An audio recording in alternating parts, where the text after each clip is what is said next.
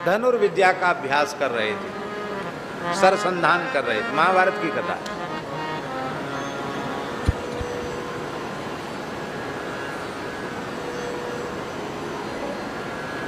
क्योंकि यजुर्वेद का उपवेद धनुर्वेद है और ब्रह्मचारियों को सब कुछ पढ़ाना है, सिखाना है, तो स्वयं उसका अभ्यास नहीं होगा तो अब सिखाएंगे क्या। ब्राह्मणों में सब विद्याएं थी, तो धनुर्विद्या का अभ्यास कर रहे थे। सरसंधान करते और बाण दूर जा करके गिरता तो रेणुका से कहते जा लिया बाण। बेचारी दौड़ी दौड़ी जाती, बाण लेके आती, ले महाराज बाण। कौन सा महीना चल रहा है? बैसाख का महीना चल रहा है। यही महीना की कथा है, इसी महीने की। बैसाख का महीना चल रहा था। बैसाख की अमावस्या थी, जो आचार्य महामुनीन्द्र भगवान सुखदेव जी के प्राकट्य की तिथि, जयंती है। उस तिथि का चरित्र है ये।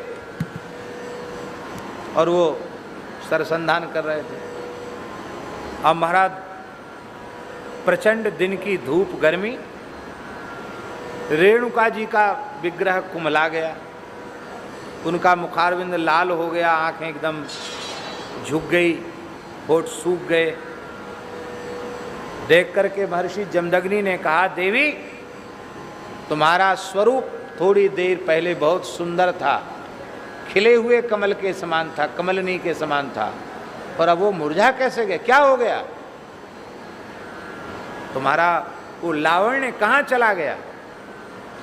रेणुका जी ने सिर झुकाकर कहा, भगवान आप देख नहीं रहे कितनी धूप पड़ रही है, सूर्य की किरणें कितनी प्रखर हैं, कितना तप रहा है सूर्य, और धरती भी तप रही है, ऊपर से आसमान से आग बरस रही है, और आप कहते होठ कैसे सूख गए, मुंह कैसे? अरे भाई गर्मी है, और दौड़ दौड़ के मैं जाती हूँ तो शरीर की तो ये दशा होनी ही है। बोले अच्छा, मेरी प्राण प्रियतमा पतिव्रता देवी रेणुका के रूप को दर्शित करने की हिम्मत सूर्य में कैसे आई? तुरंत उन्होंने एक बाण तरकस से निकाला, सूर्य को दंडित करूंगा। सूर्य को दंड दूंगा। भ्रकुटी उनकी चढ़ गई। तुरंत सूर्य भगवान एक ब्रह्मचारी के रूप में आए। गुरुजी प्रणाम। गुरुजी जब गुस्सा में होते हैं तो प्रणाम भी फिर अच्छा नहीं लगता। कोई भी गुस्सा में हो, क्या बात है? गुरुजी आप कुछ क्रोध में भरे हुए दिखाई पड़ रहे हैं। हाँ, हम क्रोध में हैं। क्यों क्रोध में? इतनी मृदु भाषा है भगवान की, सूर्य की, कि वो देखने में बड़ा सुंदर ब्रह्मचारी है, बड़ा तेजस्वी है, और बड़ा मीठा बोलता है। उन्होंने बता दिया कि देखो तुम्हारी माता की क्या हालत हुई है। उन्होंने कहा, गुरुजी मैं तो बालक हूँ, आप क्षमा करना। सूर्य भगवान तपेंगे नहीं, फिर वर्षा कैसे होगी? वर्षा ही नहीं होगी तो इस धरती के जीवों का अस्तित्व कैसे होगा? इसलिए गर्मी भी जरूरी है, वर्षा भी जरूरी है, ठंडी भी आवश्यक है। ये प्रकृति है, इसके नियमों में परिवर्तन कैसे हो सकता है? रही माताजी को गर्मी लगी और माताजी का रूप दर्शित हुआ, उसके लिए ये जूती हम लाए हैं, माताजी धारण कर लें। ये छत्ता लाए हैं, ऊपर से छत्ता लगा लो और पैर में पदत्राण धारण कर लो, तो न नीचे की गर्मी लगेगी और न ऊपर की गर्मी लगेगी। और एक सुराही, एक घड़ा बढ़िया मीठा जल लाए हैं, और प्रेम से भरपेट जल पी लो, और पैर में जूती पहन लो, ऊपर से छाता लगा लो। फिर चाहे जितनी प्रचंड गर्मी हो, कोई भय की आवश्यकता नहीं है। तो लो गुरुजी, ये छाता, ये जूती और ये जल, मिट्टी के घड़े का सुंदर मीठा ठंडा मीठा जल। अरे भाई, उसके पहले जूता छाता का आविष्कार ही नहीं था महाराज। उसके पहले जूता छाता नहीं था, होता तो क्या कोई समस्या आती। तो इस नए उपकरण को देख के महर्षि जमदग्नि बड़े प्रसन्न भये। तो दिव्य दृष्टि से देखा कि ब्रह्मचारी हमारा तो पढ़ाया हुआ ब्रह्मचारी निकलता है कौन, अरे ये तो भगवान सूर्य ही हैं। तब भगवान सूर्य अपने रूप में प्रकट हो गए और उन्होंने कहा, इस पवित्र वैशाख मास में जो यतियों को, ब्राह्मणों को छत्र का जूता अर्पित करेगा, छाता अर्पित करेगा, सुंदर घट भर करके जल अर्पित करेगा, वो जीव संपूर्ण पापों से मुक्त होकर यम यातना से मुक्त हो जाएगा। इसलिए देखा होगा कि जब अक्षय तृतीया आती है तो प्रायः हमारे देश में परंपरा है, जूता, छाता, घड़ा और शरबत ये सब देते हैं कि नहीं देते हैं, ये वही परंपरा है। परशुराम जी की जयंती भी मन जाती है और अब तो लोग कौन सा कहते फ्रिज लगवा देते हैं, हमारे बाबा ने अभी फ्रिज लगवा दिया। अब घड़े का काम ही नहीं है, टोंटी दबाओ और ठंडा पानी निकल आएगा। तो ये भी ठीक है, वर्तमान आधुनिक व्यवस्था है, ये भी उत्तम है। पर ये जलदान, छत्रदान और उपानत दान, पादुका दान, इसकी महिमा है। संत ज्ञानेश्वर के शिष्य थे भक्त त्रिलोचन जी, वैश्य थे, महाजन।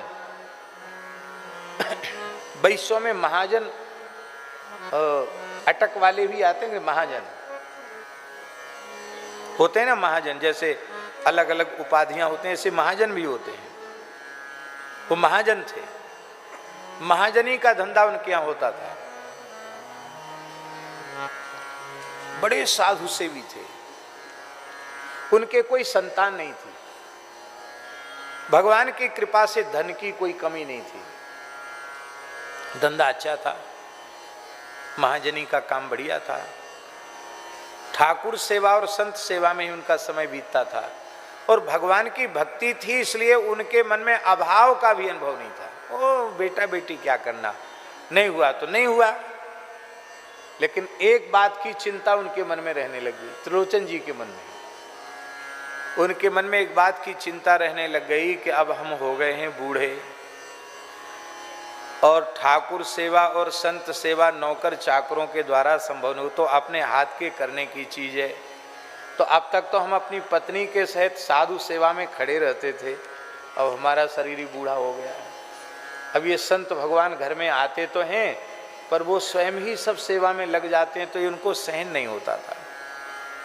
और मन में सोचते थे कि हे प्रभु, कोई ऐसा भक्त सेवक मिल जाता जो चाहता मुँह मांगा हम उसको दे देते, लेकिन वो साधुओं की सेवा संभाल लेता, क्योंकि मेरा शरीर तो बूढ़ा हो रहा है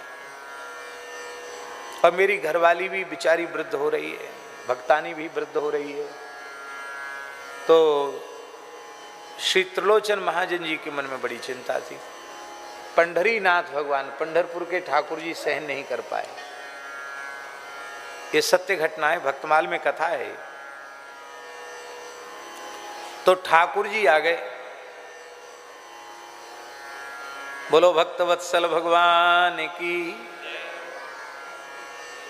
ये तो नटवर नागर हैं, विचित्र वेशभूषा बना लेते हैं, फटी सी कामरी, फटे पुराने कपड़े, 15-16 साल की उम्र, केस घुंघराले, स्वरूप तो खूब सुंदर, पर ऐसे के महीनों से नहीं नहाया हो, शरीर पर धूल मिट्टी चढ़ी है, केस उलझ के जटा जैसे हो गए हैं, टूटी सी पानही है, टेढ़ी बेड़ी लकड़ी लिए हैं। और त्रिलोचन जी बैठ करके जब भी कर रहे थे रो भी रहे थे कि प्रभु साधु सेवा में कमी नहीं आनी चाहिए, संत सेवा के लिए कोई सेवक मिल जाता तो अच्छा था। तब तक ठाकुर जी आए, शेठ जी राम राम, जय जय राम कृष्ण हरि। नेत्र खोले, अरे बड़ा सुंदर बालक है, लगता है इसको नहाता धोता नहीं है, फटे पुराने कपड़े हैं, पैर में जूती भी फटी पुरानी सी जूती है।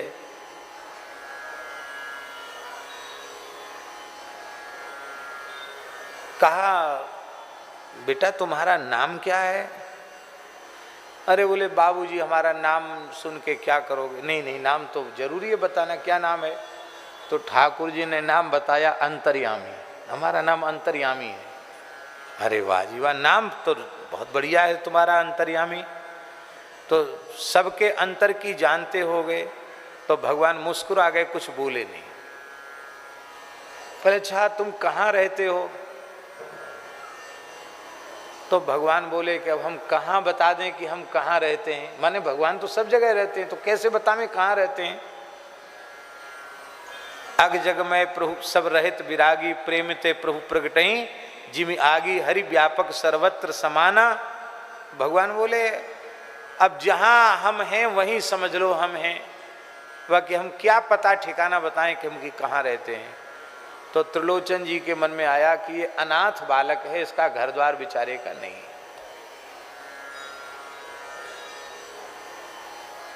बोले तुम्हारे माता पिता का परिचय? तो भगवान बोले हमारे मैया बाप होते तो हमारी ये हालत होती। हाँ ये भी बात ठीक है, मैया बाप होते तो ये हालत नहीं होती। ये उत्तर भगवान ने इसलिए दिया कि सबके मैया बाप तो वो खुद ही हैं, उनका कौन मैया बाप होगा। ये तो लीला में भले ही किसी को पिताजी माताजी बना लें, वस्तुतः सबके पिता तो वही हैं, जगत पिता हैं। तो ऐसे क्यों भटक रहे हो? तो ठाकुर जी बोले कि लोग किस लिए भटकते हैं आप बताइए।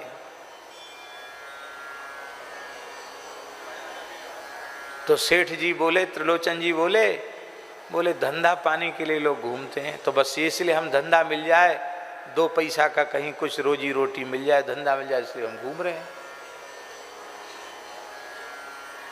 तो कुछ काम करना जानते हो? ऐसा ही होता है कि नौकर कोई आता है तो ऐसी बातचीत, कुछ काम करना जानते हो? किस काम में तुम्हारी योग्यता है? बोले हमको चारों वर्ण और चारों आश्रमों की क्या मर्यादा है, उनका क्या खान पान है, क्या उनकी रेख टेक है, सब मुझे मालूम है। अच्छा। तो त्रिलोचन जी बड़े हंसे कि तुम्हारी उम्र तो 16-17 साल से ज़्यादा समझ में नहीं आ रही है, इतना अनुभव तुमको कैसे हो गया? बोले आप विश्वास करो न करो हम सब जानते हैं। तो साधु सेवा करना आता है? तो ठाकुर जी बोले साधु सेवा करते करते मेरा जन्म बीत गया। तो त्रिलोचन जी बड़े हंसे, बोले ये लड़का कुछ करे न करे बोलता बहुत मीठा है, इसको रख लो अपने पास। हैं बताओ, तेरी उम्र तो देखने में लगता 16-17 साल की, भी रेख भी नहीं आई, मूछ भी नहीं आई, अब कहता जन्म बीत गया। उम्र ही कितनी हुई जो जन्म बीत गया? तो जब इतने योग्य हो फिर तुम्हें नौकरी कहीं क्यों नहीं मिली? कुछ न कुछ खोट तुम्हारे में जरूर है, जो इतने योग्य होने पर तुमको नौकरी नहीं मिली। बोले हाँ एक खोट है हमारे में, हम काम से पीछे हटते नहीं हैं, सब काम करते हैं हम, पर हमारे बारे में कोई शिकायत करने लग जाए तो वहां रहते नहीं हैं। क्या शिकायत? बोले हम बहुत खाते हैं, पेटू हैं, खाते ज्यादा हैं हम। तो त्रिलोचन जी हंसने लगे, बोले घर में अन्न धन की कमी नहीं है, कितना खाते होगे, बच्चे हो? तो भगवान बोले खाऊं 5-7 शेर, 5 शेर खा जाता हूं मैं, नहीं तो ठीक से खिलाओ तो 7 शेर तो कम से कम खा ही जाता हूं। आप लोग कहेंगे भगवान ने ऐसी बात क्यों कही? बहुत ध्यान से सुने, ये बात शास्त्र की बात है, लिखने योग्य और समझने योग्य बात है। घर में यदि आपने ठाकुर जी की प्राण प्रतिष्ठा की है तो प्राण प्रतिष्ठित विग्रह को 5 शेर से कम भोग नहीं लगाना चाहिए, कम से कम 5 शेर या 7 शेर भोग सामग्री सामने पधरानी चाहिए, अन्यथा भगवान का विग्रह पधराने में दोष लगता है। ये नहीं कि अब तो हमारे घर में 2 ही आदमी खाने वाले हैं, अब 2 रोटी वो खाते, 2 रोटी हम खाते हैं, 4 रोटी बना के भगवान को भोग लगा दो। तो भगवान ने कहा हम 5-7 शेर खाते हैं, मंदिरों में ये भोग लगाने की शास्त्रीय परंपरा है। तो भगवान बोले हम 5-7 शेर खाते हैं। तो त्रिलोचन जी बोले ऐसा है, 5 और 7 कितने होते हैं? कितने होते हैं? बोले आप 10 शेर 12 शेर खाओ, हमारी तरफ से कोई कमी नहीं, 20 शेर खाओ भले ही, पर साधु सेवा में कमी नहीं आनी चाहिए। भगवान ने सोचा बड़ा उदार भगत है, कंजूस तो बिल्कुल नहीं है। तो थोड़ा प्रश्न पत्र और कठोर कर दिया ठाकुर जी ने। ठाकुर जी बोले देखो ऐसा है, हम तो सबकी सेवा करेंगे, ठाकुर जी की भी आपके घर में सेवा करेंगे, संतों की भी सेवा करेंगे, आपकी भी सेवा करेंगे, लेकिन हमको रोटी बना के माता जी को खिलाना पड़ेगा। जो आपकी गृहिणी है ना भक्तानी, उनको हमारे लिए बनाकर खिलाना पड़ेगा। तो त्रिलोचन जी की गृहिणी तो बेचारी अब तक बनाती ही थी साधुओं के लिए रसोई। तो त्रिलोचन जी ने अपनी गृहिणी से कहा, ध्यान से सुने, त्रिलोचन जी ने अपनी गृहिणी से कहा कि सेवक तो एक मिल गया है, लेकिन इसने विचित्र शर्त रख दी है, ये सबको बना के खिलाएगा पर इसको तुम बना के खिलाओगी। माता जी बड़ी सरल थी, त्रिलोचन जी की पत्नी बहुत भक्त थी। अरे बोले कोई बात नहीं, लोग कहते तुम्हारे बेटा नहीं बेटा नहीं, इससे अच्छा बेटा कहाँ मिलेगा, इसी को बेटा मानकर खूब बना बना के खिलाऊंगी। त्रिलोचन जी बोले ये इसने पहले कह दिया खाऊं 5-7 शेर, 5-7 शेर खाता हूं। तो पत्नी थोड़ी सकुचाई तो सही, लेकिन फिर उनको नहीं नहीं कोई बात नहीं, इससे ज्यादा तो मैं रोज ही बनाती हूं, बना के खिला दूंगी, क्या है। भगवान ने कहा जिस दिन ये बात कह दोगी कि ये बड़ा पेटू है, बहुत खाता है, हम भाग जाएंगे। बोले हम क्यों कहेंगे ये बात। अब ठाकुर जी ने त्रिलोचन जी के यहाँ, महाराष्ट्र की घटना है, त्रिलोचन जी के यहाँ ठाकुर जी ने 13 महीना सेवा की नौकर बन के। कितने महीना? सब तरह की सेवा, चौका बर्तन से लेके झाड़ू बुहारू से लेकर सब सेवा। कहां तक कहें त्रिलोचन जी की भी मालिश कर देते, उनका भी कपड़ा धो देते, उनको बढ़िया चकाचक रखते। और भगवान के लिए क्या कठिन है, भगवान के आने से रिद्धि सिद्धि भी बहुत बढ़ गई, साधु भी बहुत आने लगे, उत्सव महोत्सव बहुत होने लगे। और जो साधु जिस प्रकार की वस्तु पाना चाहता है, भगवान के लिए क्या कठिन, वही बना के प्रस्तुत। अब प्रत्येक साधु को यही अनुभव होता कि अंतर्यामी तो हमारी ही सेवा में दिन रात रहता है। जय जयकार होने लगी। बोले भाई सेठ जी के यहाँ तो आनंद हो गया, लगता अष्ट सिद्धि नवनिधि नहीं के घर में रहती है। ओ कथा कीर्तन उत्सव महोत्सव होता रहता है, बहुत आनंद है। अब तो सेठ जी की झुर्रियां भी पता नहीं कहाँ चली गई, अब तो चमक आ गई है, माला लेके अपने प्रेम से भजन करते हैं। त्रिलोचन जी तो अब क्या कहना, बहुत बढ़िया। अरे महाराज 1000 लाख बेटा मिलाकर भी ऐसा बेटा नहीं हो सकता जैसा नौकर मिला है इनको। अब भगवान बोले हम और कुछ नहीं चाहिए, हमको कपड़ा दे दो, भोजन दे दो। अब बढ़िया सुंदर उबटन लगा के स्नान कराया, सुंदर कपड़े पहना दिए। ठाकुर जी तो ठाकुर जी सुंदर लगने लगे। 13 महीना सेवा करते करते बीत गया। एक दिन त्रिलोचन जी की गृहिणी पड़ोस में गई तो माताओं में चर्चा होती ही है। उन्होंने कहा अरे बहन आपके यहाँ तो अंतर्यामी क्या आया है, भगवान ही आ गए महाराज, ऐसी रिद्धि सिद्धि घर में हो गई है, सब और नगर में सेठ जी की जय जयकार हो रही है। सेठ जी की तो रंगत ही बदल गई है, पर तुम तो जैसे पहले लट्टी दूबरी थी ऐसी ही है वो, तुम्हारे कोई फर्क नहीं है। तो उन्होंने कहा अब उनको करना ही क्या पड़ता, कुछ नहीं करना पड़ता, खाली माला फेरते हैं, भजन करते हैं, थोड़ा बहुत कोई धंधे पानी की बात है वो देख लेते हैं, और उनको कोई काम नहीं है। पर आपको भी तो काम नहीं होगा, अंतर्यामी सब कर लेता होगा। अब वो बेचारी उनसे मुंह से निकल गया कि नहीं यही तो बात है, अंतर्यामी सब करता पर अंतर्यामी की सेवा हमको करनी पड़ती है। अच्छा क्या सेवा? हाथ पांव दबाना, कपड़ा धोना, वो ये कुछ नहीं, उसको भोजन कराना पड़ता है बना के। अरे बहन क्या खाता होगा, 16-17 साल का ही तो लड़का है, 2-4 रोटी खाता होगा। अरे कुछ मत पूछो, 5 शेर 7 शेर एक बार में ही जय सिया राम वो खा जाता है। अच्छा, देखने में तो नहीं लगता कि इतना खाता है। हाँ खाता तो खूब है। अभी बेचारी उसके मुंह से निकल गई, ठाकुर जी अंतर्धान हो गए। ठाकुर जी जब अंतर्धान हो गए तो त्रिलोचन जी बहुत दुखी हुई, उनकी पत्नी बहुत दुखी हुई, खाना पीना छोड़ दिया, रोने लगे। घर घर जाके पूछते मेरा अंतर्यामी कहाँ है। अंत में निश्चय किया प्राण ही त्याग देंगे, तो साक्षात ठाकुर जी आ गए। बोले हम तो सदा से संतों की नौकरी करते हैं, हम आज भी तुम्हारे नौकर बनकर आने के लिए तैयार हैं। अब तो और रोने लगे त्रिलोचन जी।